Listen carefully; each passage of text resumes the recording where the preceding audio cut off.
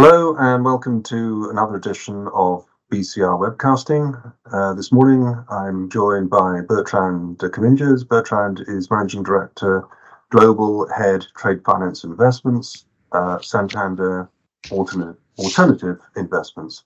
Bertrand, good morning. Good morning. Thank you for joining us today. Bertrand, you're going to be speaking at our second Trade and Investment Forum. And the title of your session is Institutional and Retail Markets, How Trade Assets Can Contribute to a Diversified Portfolio. So this morning I just want to ask you a little bit about what you're going to be talking about during that session with your fellow panelists on the 16th of April. Very good. And in fact, you were there at the first Trade and Investment Forum last year, and during that session we were talking about trust and gaining the trust of investors to encourage them to invest in trade finance as an asset class. First of all, can you just tell us a bit more about those trust issues, and also what's happened since then? Has there been any developments? Has there been any move forward in terms of developing that trust? And how do we continue to build trust in this sector? Absolutely. That's actually pretty deep question, you think on that. Okay, let's talk about trust. Last year at the forum, we were talking about education, building up trust on the asset class, educating investors, as well as educating the asset originators. Trade finance is a very significant, very wide spectrum of assets at the end of the day.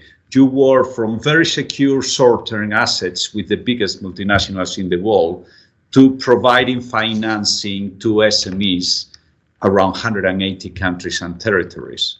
That's this widest spectrum of trade finance. So when investors are looking into that, of course, sometimes they are confused, and it's very important we educate them to build that trust, and that's critical.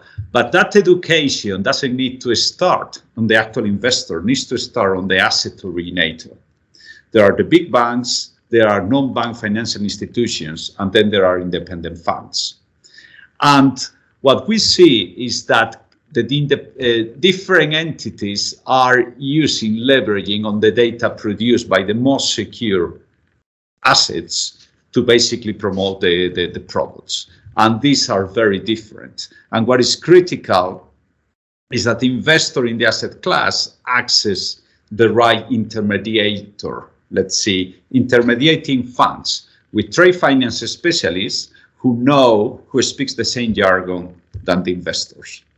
And that's critical at this stage. It's not the same investing in a trade finance fund specializing in startup companies, fintechs, than in a trade finance fund specialized in moving commodities around the world in the actual flow, than in a trade finance fund that is investing in the short-term, very secure global corporate risk, investment grade risk.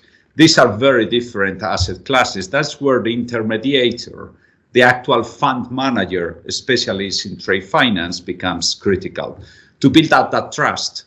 But trust comes at three levels. It comes at the asset originator level with disclosure of data, transparency. At the investor in the asset class, they recognize the actual underlying paper asset they are investing into, and the intermediating funds, who are the actual experts in trade finance, who are able to translate to the investors the underlying risk and the opportunity that investing in trade finance. But within that scenario, there are still certain obstacles that need to be addressed, aren't there? Like, are the legal frameworks sufficiently in place, and is there a lack of transparency and data sharing, another issue? I mean, what can be done about these specific obstacles, shall we say? Yeah, and that's a very good question, and this is critical, the support that the International Trade and Forfeiting Association is doing to the industry.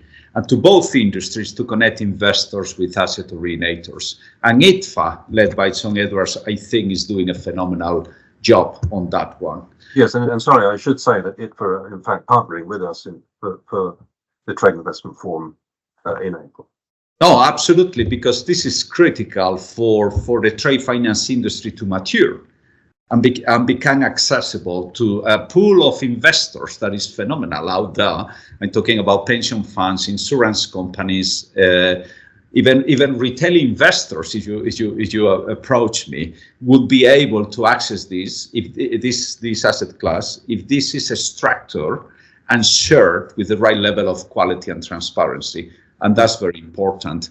What ITFA has done very well, it has relaunched a working group, the trade finance investment ecosystem, to basically attract, on the one side, the big global asset managers, on the other, the actual experts in the legal framework, to make this much more accessible and understandable for the investor, as well as the technology and the data players on trade finance, because trade finance is highly data intensive at the end of the day. We're talking of hundreds of thousands of assets flowing around every day. And that's very important that that's provided with transparency. In these working groups, we have not only Santander Alternative Investments, not only HSBC, the globe's biggest trade finance bank, we also have Goldman Sachs Asset Management as well as Pemberton Asset Management, giving a voice to the actual fund managers investing into this, as we do at Santander Alternative Investments. We count with Jeff Wynne of Sullivan & Worcester, who was actually the mind behind, with many others, but he was actually holding the paper in many occasions on the BAFTA framework agreement. For those new to trade finance, BAFTA, there is much longer framework agreement. It's similar to the ISDA agreement you will find in capital markets. BAFTA is the framework we use to buy and invest into assets originated by the biggest global banks and non-bank financial institutions. He's working with Paul Coles, a member of ITFA, long-standing industry expert. And finally, we brought the CEO of Demica, Matt Grefford, as well as Andre Casterman, to encourage technology developments and or even expand current technology developments and make them accessible to investors.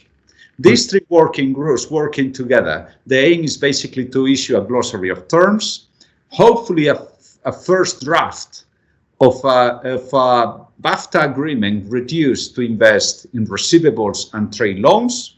There are short-term trade loans at all times, but also getting the voice of the actual investors. This is what I do need to invest in this asset class if you want to sell me 1 billion, 10 billion, or 100 billion of assets, and you want to access my pool of investors through my funds. That's critical.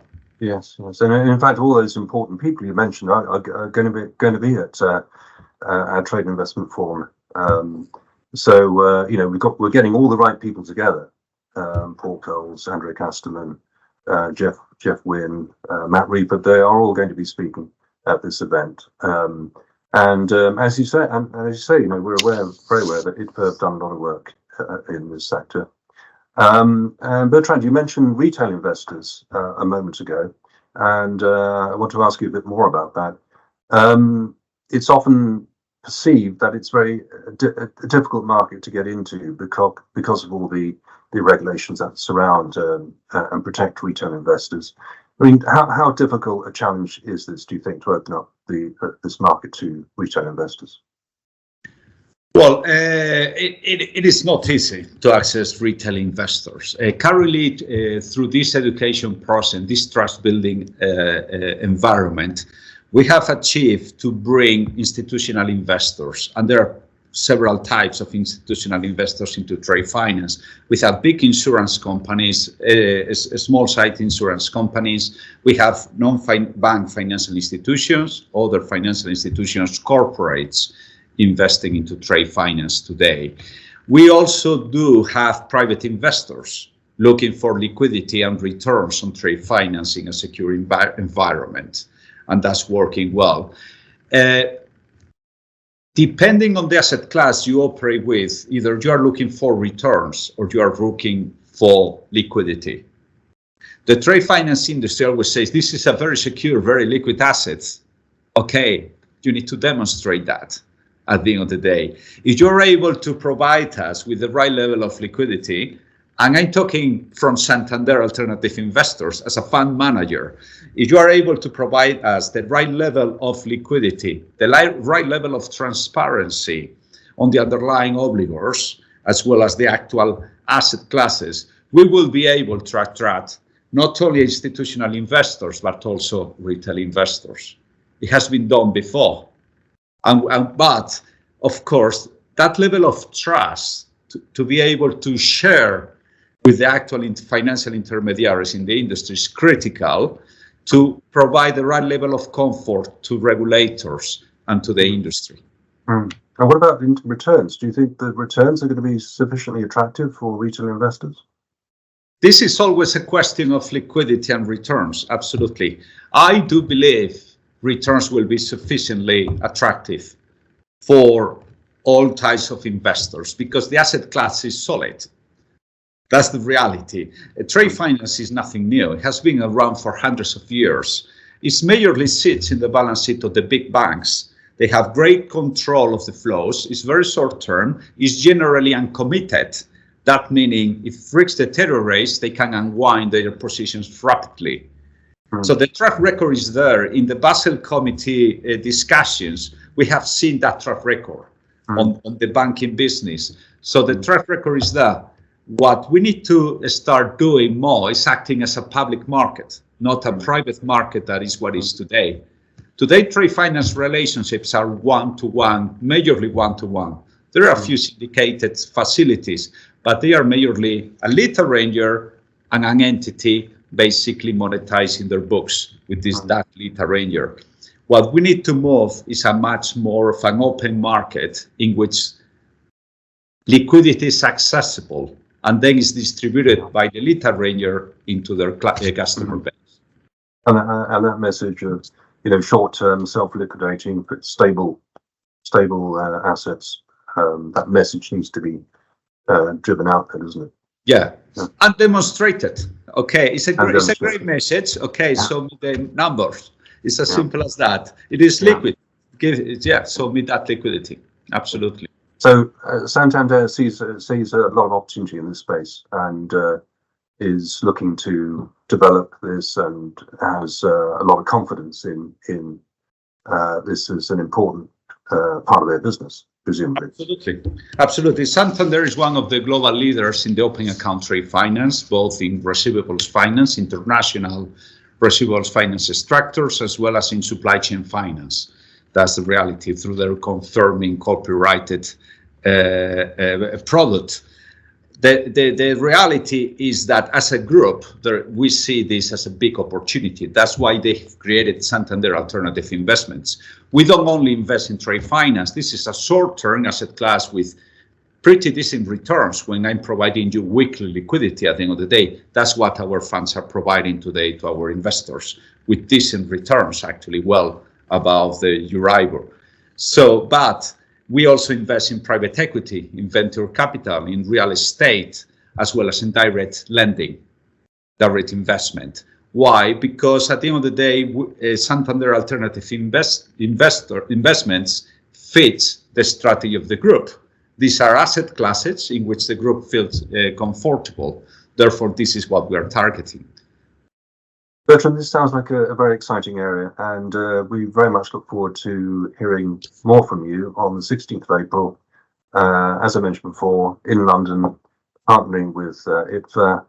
And if you want to find out more about what's on the programme, please do visit our website at bcrpub.com/events.